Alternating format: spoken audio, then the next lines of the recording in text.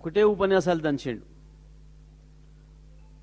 మేము కుసుమ్ స్కీమ్ తెచ్చినాం, PM Kusum scheme కింద వేలాది మంది మహిళల్ని కోటీశ్వరులను చేసినాం, సంఘాలకు ఇచ్చినాం, చాలా సోలార్ ఉత్పత్తి చేసినాం అని చెప్పి. కానీ దుర్మార్గంగా ఆ పథకంలో కూడా 1000 కోట్ల రూపాయల పైగా స్కామ్కు తెరదీసిండ్రు. కొత్తగా పాపం చాలామంది యువకులు వీళ్ళని నమ్మి గ్రామీణ ప్రాంతాలలో ఇక్కడో అక్కడో అప్పులు చేసి బ్యాంకుల చుట్టూ తిరిగి వాళ్ళం బతిలు ఆడుకొని తెలిసిన బంధువుల దగ్గర మిత్రుల దగ్గర అప్పులు చేసి ఈ పథకంలో మాకు అవకాశం వచ్చింది అని చెప్పి కేంద్ర ప్రభుత్వమే ₹3.13 నిర్ణయించింది కదా. పెట్టుబడి బ్యాంక్ లోన్లు అన్నీ పోతే నెలకో 1,00,000 2 లక్షలు ఏదైనా మాకు మిగులుతాయి జీతాల మందమని చెప్పి పాపం వీళ్ళని నమ్మి ఆ పథకంలో చేరి ప్లాంట్లు నిర్మాణం చేస్తే దాదాపుగా 1,1200 మెగావాట్ల ప్లాంట్లను పూర్తి అయిపోయి సింక్రనైజ్ చేసి మీరు కనెక్షన్ తీసుకోండి అని చెప్పి మొర్రోమంటే 2-3 నెలలుగా సతాయిస్తున్నారు. దీంట్లో ప్రధానంగా 2 అధికారులు, రెడ్కోకు సంబంధించి ఒక అధికారి, ఎనర్జీ డిపార్ట్మెంట్కి సంబంధించిన ఒక అధికారి, ఇద్దరు పూర్తి స్థాయిలో దీంట్లో నిమగ్నమై 3 నెలలుగా వాళ్ళని సతాయించి చివరికి మీకు రేటు తక్కువ చేస్తాం, వాళ్ళని రకరకాల పద్ధతుల్లో భయపెట్టించి డబ్బులు వసూలు చేసే, డబ్బులు గుంజే ప్రయత్నాలు చేసిండ్రు. ముందు ఒక ప్లాంట్కి 10 లక్షలు అన్నారు, తర్వాత మెగావాట్కి 10 లక్షలు అన్నారు, ఆఖరికి మొత్తం మీరు ఎంత పెట్టుబడి పెట్టిరో పెట్టుబడి మీద 10% కావాలి, 20% కావాలి అని డిమాండ్ చేసి పాపం వాళ్ళు బ్యాంకు లోన్ మీద పడుతుంది. ఇప్పుడు 3 నెలల నుంచి వెళ్ళి కిస్తీ కడుతున్నారు. ఓ దిక్కు ప్లాంట్ పూర్తయింది, కనెక్షన్ ఇస్తే పవర్ జనరేట్ అవుతుంది, కానీ ఇవ్వకుండా సతాయించి నిన్న ఆకస్మికంగా ఆయన అధికారి మీది 2.80 పైసలు అవుతుంది, 2.90 పైసలకే ఇవ్వాల్సి ఉంటుంది అని చెప్పి కేంద్ర ప్రభుత్వమే స్వయంగా ₹3.13 ప్రకటిస్తేనే వీళ్ళందరూ కూడా మాకు గిట్టుబాటు అవుతుంది, మేము చేతుల నుంచి పెట్టిన పెట్టుబడి కావచ్చు, తీసుకున్న బ్యాంక్ లోను కావచ్చు, ఆ వడ్డీ ఓను మాకు ఏదైనా ఇంత మిగులుతుంది, నెలకు 1,50,000 మిగులుతాయి అని చెప్పేసి అని పాపం వాళ్ళు పెడితే ముందుగానే కనుక డబ్బులు అడిగితే మిగతా అన్ని పథకాలు అడిగినట్టు ఫైనాన్స్కు పోతే 10% ఇస్తేనే రిలీజ్ చేస్తాం, 15% ఇస్తేనే రిలీజ్ చేస్తామని అడిగినట్టు, భూముల కొరకు పోతే ఫైల్ క్లియర్ చేయమని పోతే 30% ముందే అడిగినట్టు అడిగితే వీళ్ళు రారని చెప్పి పాపం అమాయకులైన వాళ్ళందరినీ కూడా దాంట్లోకి దించి ఇవాళ పాపం వాళ్ళను హింస పెట్టి మళ్ళీ ఒక్కొక్కరిని ₹1 కోటి పైన తీసుకురావాలి, 2 కోట్లు తీసుకురావాలని చెప్పి మెగావాట్ ₹1 కోటి ఇవ్వాలని చెప్పి దుర్మార్గమైన పద్ధతుల్లో ఇవాళ ఈ రాష్ట్ర ప్రభుత్వంలో ఉండే పెద్దలు వాళ్ళ రక్తం తాగుతున్నారు. నేను డిమాండ్ చేస్తా ఉన్నా, బట్టి విక్రమార్క గారు, ఇందులో కొంతమంది పెద్ద మనుషుల పేర్లు వినబడుతున్నాయి, మీరు వెంటనే చర్యలు తీసుకొని సంబంధిత అధికారులా లేదా దీని వెనకాల రాజకీయ నాయకులు ఉన్నారా, మీరే ఉన్నారా, దాన్ని పరిష్కారం చేయాల్సిన బాధ్యత మీ పైన ఉంది. ఎందుకు చేస్తలేరు? నిన్న సడన్గా మీ ఉన్నతాధికారి వాళ్ళని భయపెట్టిస్తూ మీరు ధర తగ్గియాల్సి వస్తుందనే మాట ఎట్లా మాట్లాడుతున్నాడు? మీరు చెప్పిన స్కీములే కనుక వాళ్ళని పెట్టి ఆఫర్ చేసినప్పుడు కేంద్ర ప్రభుత్వమే స్వయంగా ₹3.13 నిర్ణయించి మీ డిస్కమ్లతో అగ్రిమెంట్స్ చేసుకోండి అని చెప్పినప్పుడు ఇవాళ అమాయకులైన వాళ్ళను అప్పుల పాలు చేసి ఏ రకంగా హింస పెడుతున్నారు? దీని మీద వెంటనే తగిన చర్యలు తీసుకోకపోతే తప్పకుండా ఇందులో ఆర్థిక మంత్రి, ఎనర్జీ మంత్రి కూడా పాత్ర ఉందని భావించాల్సి వస్తుంది. ఇప్పటి వరకు అధికారుల లెవెల్ని జరుగుతుంది అది. దీని మీద చర్యలు జరగకపోతే తొందరలోనే అధికారుల పేర్లు కూడా బయట పెడతాం, అన్ని ఆధారాలు కూడా బయట పెడతాం. మంత్రికి కనుక అందులో సంబంధం లేకపోతే, ఒకవేళ ముఖ్యమంత్రి ఆఫీస్కే సంబంధం ఉన్నా వెంటనే వాళ్ళకి న్యాయం చేయాలని చెప్పి మేము డిమాండ్ చేస్తూ ఉన్నాం. అంతేకాదు ఇవాళ వడ్ల కొనుగోలు పూర్తయింది అని చెప్పి ప్రకటించారు. ఇంత మించిన దుర్మార్గం ఇంకొకటి లేదు. ఇవాళ అనేక కొనుగోలు కేంద్రాల్లో వడ్లు అక్కడ ఉన్నాయి. మేము తీసుకుపోయి చూపిస్తాం. ఉత్తమ్ కుమార్ రెడ్డి వ్యవసాయ శాఖ మంత్రి, ఎవరు వస్తారో రండి. రైతులకు నీళ్ళు ఇవ్వలేదు, రైతు బంధు ఇవ్వలేదు, కరెంట్ చక్కగా ఇవ్వలేదు. అయినా నానా కష్టాలు పడి రైతు పంట పండిస్తే సిగ్గు ఎగ్గు లేకుండా 15 రోజుల క్రితమే ప్రకటించుకున్నారు, పత్రికలలో యాడ్ చేసుకున్నారు. 1,50,00,000 మంది దగ్గర కొన్నాం, 35 లక్షల మంది రైతులకు 35,000 కోట్లు ఇచ్చినాం, 1,50,00,000 టన్నులు కొన్నామని సిగ్గు అనిపించాలి కొంచెమన్నా. యాడ్ వేసుకున్న వాడికి, అందులో ఫోటో వేసుకున్న వాళ్ళకి ఇంత ద్రోహం. రైతుల మీద వడ్లు కూడా మొత్తం కొనుగోలు చేయాలని చెప్పి డిమాండ్ చేస్తూ ఉన్నాం బీఆర్ఎస్ పార్టీగా. ఇంకా మళ్ళొక దుకాణం పెట్టబోతున్నారు. రైతు బంధు పేరు మీద ఇప్పటి వరకు వీళ్ళు రైతు భరోసా పేరు మీద ప్రభుత్వ ఖర్చుతో పెట్టిన మీటింగ్లకే ఎక్కువ ఖర్చు అయింది రైతులకు ఇచ్చిన దానికంటే. రైతు భరోసా పేరు మీద వీళ్ళు ఇచ్చిన నిధులతో పోలిస్తే ఎకరానికి ఓ మీటింగు, మళ్ళీ ఒక ఎకరానికి మళ్ళీ మీటింగు, పెడతామని ఓ మీటింగు, ఇస్తామని ఒక మీటింగు, దానికి అడ్వర్టైజ్మెంట్లు కోట్ల కొద్ది పెట్టి మీ బాకాలలో ప్రజల్ని జోకొడుతున్నాం అనుకుంటున్నారు, ప్రజల్ని నిద్రపుచ్చుతాం అనుకుంటున్నారు మీ అడ్వర్టైజ్మెంట్ల పేరు మీద మీకు బాకాలు ఉదే వాళ్ళతోని. కానీ తిరుగుబాటు చేసే పరిస్థితి వస్తుంది, రైతులు తన్నే పరిస్థితి వస్తుంది మిమ్మల్ని. ఇక నిన్న ఆ పిసిసి అధ్యక్షుడు మాట్లాడతాడు, పాపం ఆయన చూస్తే జాలేస్తుంది. బీఆర్ఎస్ పోయింది మళ్ళీ రాదు, బీఆర్ఎస్ఏ రాకపోతే ఎందుకు భయపడుతున్నారు మరి కేటీఆర్ పర్యటనలు చూసి? కాసేపు కేటీఆర్ రోజుకో పర్యటన చేస్తుండు, రోజుకో పర్యటన చేయకుండా ఇటుక అడుగుతుంటాడు ఆయన. కేటీఆర్ ఉన్నదే మీ భర్త పడటానికి, మీ పని పడటానికి.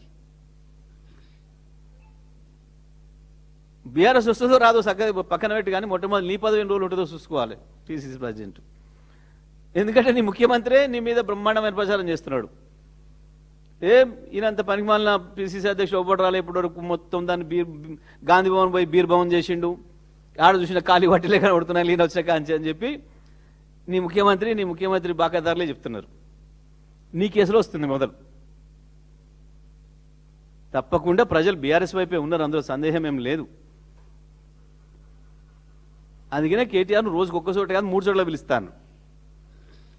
నువ్వేమైనా ప్రెస్ మీట్లే తప్ప ఇంకో దానికి పోలేవు.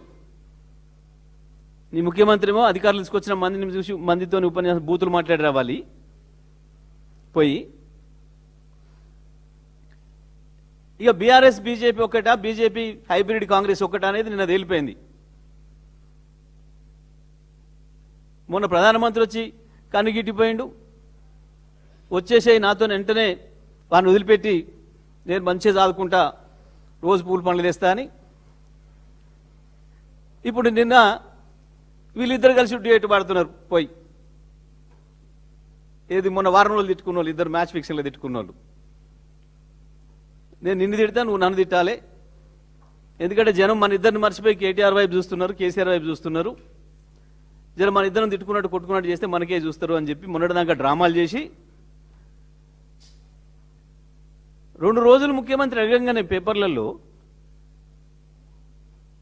రైల్వే మంత్రితో నువ్వే కలిపేయాలనగానే ముఖ్యమంత్రి పిఏ పనిచేస్తానడా కేంద్ర మంత్రి కిషన్ రెడ్డి? కల్పించి ఆడ డ్యూయట్లు ఎందుకు వాడుకున్నట్లు వాడుకున్నారు?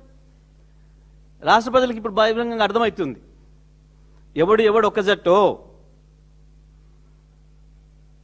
పేరుకు కాంగ్రెస్లో ఉన్న ఈ హైబ్రిడ్ ముఖ్యమంత్రి 100% ఎప్పటికీ మోడీ జట్టే, అందులో సందేహం లేదనేది కనబడుతుంది. ప్రజలకు స్పష్టమైన ప్రత్యామ్నాయం, ప్రజలకు ఈ రాష్ట్ర ప్రజలకు శ్రీరామ రక్ష కేసీఆర్ నాయకత్వమే తప్ప ఇంకోటి కాదు అనేది స్పష్టంగా తేలిపోతుంది రోజు రోజు. ఇవాళ మల్లో నాటకం మొదలుపెట్టింది. వానకాలం రైతు భరోసా ఇస్తాను, యాసంగి నీ తాతిస్తాడా? ఇచ్చినవా యాసంగి మొత్తం ఇప్పటి వరకు నువ్వు ఇస్తానన్న రైతు భరోసా 15,000 కాదు, ఇంకా నువ్వు తర్వాత మాట మార్చి ఇచ్చిన 12,000 లెక్క ప్రకారం చూస్తే కూడా 30,000 కోట్లు ఇవాళకి రైతులకు బాకీ ఉన్నావు. తెలంగాణ రైతులు కూడా ఆలోచించాలి. 2 లక్షల రుణమాఫీకి మోసపోయి 15,000 రుణమాఫీ రైతు భరోసా పేరు మీద మోసపోతే కేసీఆర్ ఇచ్చిన రైతు బంధును చక్కగా ఇస్తే కూడా ఇప్పటికీ 30,000 కోట్లు ఇంకా రైతులకు బాకీ ఉంది ఈ ప్రభుత్వం. మరొక డ్రామా ఎందుకు అంటే అక్టోబర్లో మళ్ళీ ఏదో ఎలక్షన్ పెడతామని చెప్పేసి అని ఎస్ఐఆర్ అయిపోగానే ఎన్నికలు పెట్టడానికి సిద్ధమవుతున్నారని చెప్పి మళ్ళీ రైతుల్ని మోసం చేయడానికి మరొక డ్రామా. మేము డిమాండ్ చేస్తున్నాం, తప్పకుండా వానకాలం ఇవ్వాల్సిందే, యాసంగిది ఇంకా అంత ముందుది కూడా పూర్తి చేయాల్సిందే, రైతాంగానికి బాకీ ఉన్న ప్రతి రూపాయి ఇచ్చి తీరాల్సిందే. మీ ఎన్నికల మేనిఫెస్టో ప్రకారం 15,000 ఇవ్వాల్సిన మీరు ప్రారంభిస్తాము అని చెప్పి గొప్పలు చెప్పి ఇప్పటికీ 10 సార్లు ఏదైతే ప్రభుత్వ ఖర్చుతోని మీటింగులు పెట్టినరో, రైతుల్ని తీసుకొచ్చి మీకు ఇస్తున్నామని ప్రతి ఎన్నికల సందర్భంగా ప్రభుత్వ ఖర్చుతోని బహిరంగ సభలు పెట్టి మీకు ఇస్తామని చెప్పి మోసం చేసినరో, దాని ప్రకారం ఒప్పుకున్న 30,000 రూపాయలు కూడా రైతాంగానికి 30,000 కోట్లు అంటే దాదాపుగా ప్రతి రైతుకు 30 కోట్ల రూపాయలకు పైగా 30,000 రూపాయలు పైగా ఒక్కొక్క రైతుకు ఒక్కొక్క ఎకరానికి బాకీ పడింది ప్రభుత్వము. అది తీర్చాలి, తప్పకుండా అది ఇచ్చి తీరాలి. మేము డిమాండ్ చేస్తూ ఉన్నాం. ప్రత్యేకించి నేను ఆర్థిక శాఖ మంత్రి, ఎనర్జీ శాఖ మంత్రిని డిమాండ్ చేస్తూ ఉన్నా, నీ శాఖలో జరుగుతున్న 1000 కోట్ల కుంభకోణం ఏదైతుందో తప్పకుండా వెంటనే వాళ్ళని అందరినీ కనుక పిలిచి సింక్రనైజ్ చేయకపోతే అందులో నీ పాత్ర కూడా ఉందని చెప్పి చెప్పాల్సిన పరిస్థితి వస్తుంది. ఇంకోటి కూడా ఉంది స్కామ్, దాన్ని కూడా తొందరలోనే చెప్తాం. నీ గ్రీన్ పవర్ పేరు మీద 2-2.5కు దొరుకుతుందని చెప్పి మీరే 10 ఏళ్ల నుంచి వెళ్ళి వదిలిన హైడల్ పవరు ఎట్లా 7 రూపాయలు 8 రూపాయలు పెట్టుకుంటామో దాని లెక్కలు కూడా వస్తున్నాయి. తొందరలోనే దాన్ని కూడా బయట పెడతాం. ఏది రైతు భరోసా 15 ఇస్తానని చెప్పి 12కు తీర్మానం చేసి 6 కూడా ఇవ్వకపోవడం అదేనా బట్టి విక్రమకి చెప్పింది? లేదా 2,500 ఇస్తామని చెప్పి ఓట్లు వేయించుకొని ఇవ్వకపోవడం అదేనా మాయమాట? అంటే 2 లక్షల ఉద్యోగాలు ఇస్తాము అని చెప్పి కేవలం 5,000కు నోటిఫికేషన్ ఇచ్చి చేతులు దులుపుకోవడమేనా మాయమాటలంటే? పాపం ఆడపిల్లలకు కూడా స్కూటీలు ఇస్తామని చెప్పి కాలేజీ పిల్లలను కూడా మోసం చేసిన మొట్టమొదటి ముచ్చట 5 లక్షలు ఇస్తాం, మీకు కార్డు ఇస్తాం, 10 పాస్ అయితే 10,000, 12 పాస్ అయితే 20,000, 15 పాస్ అయితే 30,000. ఇదేనా మాయమాటలు? అంటే ఇవేనా బట్టి చెప్పిన మాయమాటలు? ఇంకేమైనా ఉన్నాయా? ఆటో కార్మికులకు నెలకు 1000 ఇస్తాం, రైతు కూలీలకు నెలకు 1000 ఇస్తాం, ఇవేనా మాయమాటలు? ఇంత మించిన మాయమాటలు ఉంటాయి ఎక్కడ ఈ ప్రపంచంలో? మాయ మాటలు, మోసపు మాటలు, ద్రోహం మాటలు ఈ కాంగ్రెస్కి అలవాటు. ఇప్పుడే హైబ్రిడ్ కాంగ్రెస్కి ఎక్కువ అలవాటు. ఒక బ్యాంకుతో కూడా పంచాయతీ పెట్టుకొని ఒక జాతీయ బ్యాంకు మీద కూడా ఆరోపణలు చేసి ఒక బ్యాంకును కూడా భయపెట్టించే వాళ్ళని బ్లాక్మెయిల్ చేసి చేయగలిగిన మునగాడంటే ఈ హైబ్రిడ్. హైబ్రిడ్ అంటే మీకు అంత అర్థమై ఉంటుంది అనుకుంటా. చంద్రబాబు మోడీల క్రాసింగ్లో వచ్చిన బ్రీడ్ ఇది హైబ్రిడ్ అంటే. చంద్రబాబు మోడీల క్రాసింగ్తో దుష్ట ఆలోచనలతో పుట్టిన బ్రీడ్ హైబ్రిడ్ ముఖ్యమంత్రి తెలంగాణ రాష్ట్రాన్ని పరిపాలిస్తుంది. ఇవన్నీ ఒకటే. పాపం పైకి ఆ మందబుద్ధి అయిన నాయకత్వంలో ఉన్నాడు కానీ లోపటంతా అటే. బహిరంగానే బయటపడుతున్నాడు. అయినా రాహుల్ గాంధీతో ఏమీ కావట్లేదు, చేతకాకుంటున్నాడు. ఇంత ఓపెన్గా ప్రధానమంత్రి బహిరంగ నాతో రమ్మంటాడు. ఈయన అడగంగానే ప్రతి ఒక్క మంత్రికి ఇంటర్వ్యూలు ఇస్తారు. ఈయన బ్లాక్మెయిల్ చేస్తే ఈయన నువ్వు నన్ను కల్పిస్తావా కలిపి అనగానే ఇక్కడున్న కేంద్ర మంత్రి, వాస్తవానికి కేంద్ర కేబినెట్ మంత్రి అంటే ముఖ్యమంత్రితో సమానమైన ర్యాంక్, కానీ ఈడ తిట్టుకొని పోయి ఢిల్లీలో డ్యూట్లు వాడతారు. అందుకే ధైర్యంతోనే జాతీయ బ్యాంకును కూడా బ్లాక్మెయిల్ చేయగలుగుతున్నాడు. అదే కదా మేము చెప్పేది, డ్యూయట్లు అంటున్నా.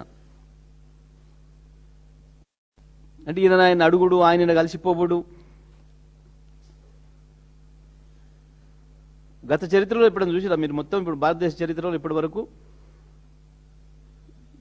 ఒక కేంద్ర కేబినెట్ మంత్రిని భయపెట్టిస్తే తీసుకుపోయి ప్రధానమంత్రిని ఇంకో మంత్రిని కలిపినట్టు, తోటి మంత్రిని కలిపినట్టు ఎందుకు ఒక్కనే భారతదేశం అందరూ పెట్టుకోవచ్చు, ప్రపంచం అందరూ పెట్టుకోవచ్చు, మాకేం అభ్యంతరం లేదు. దాన్ని చూడొద్దన్నాడు కాదని బ్రహ్మాండం. కొత్తగా పెట్టేది ఏంది లేదా ఇంతమందిలకు? అసలు పుట్టినప్పుడే ఇక్కడ పుట్టినామని చెప్పే కదా. మీరంతా మర్చిపోయారా ఏంది? మీరంతా యాదమరుస్తుర్రు. ఆయన బ్రహ్మాండంగా 11 రోజులు నిరాహార దీక్ష తెలంగాణ వచ్చినందుకు అక్కడనే కదా చేసింది, జనసేన పార్టీ ఆఫీసులనే కదా. 11 రోజులు నిరాహార దీక్ష చేసిన అని చెప్పి ఆనందం లేదు నేను తెలంగాణ వచ్చినందుకు,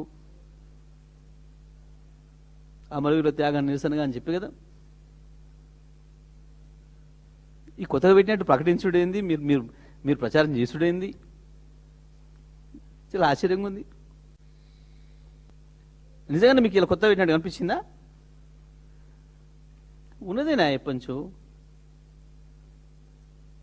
ఓటు ఏదో ఉన్నట్టు లేని ఉన్నట్టు సృష్టించి ఉన్నది లేనట్టు ఓ డ్రామా కంపెనీ పెట్టి ఆయన వస్తానంటే ఈయన ఆపినంటే జోడిస్తే కూడా అప్పుడైంది నాకు అర్థం కాలే. మేమే చెప్తాం ఉద్యమ సందర్భంగా, కేసీఆర్ గారే చెప్పిండ్రు. మేము అద్భుతంగా ఉపన్యాసాలు పాటలలో కూడా చెప్పినాం, రావచ్చు పోవచ్చు, రొయ్యలు అమ్ముకోవచ్చు, బియ్యం అందుకోవచ్చు అని చెప్తే కొత్తగా వచ్చేదేంది, ఇప్పుడు కొత్తగా పెట్టేదేంది?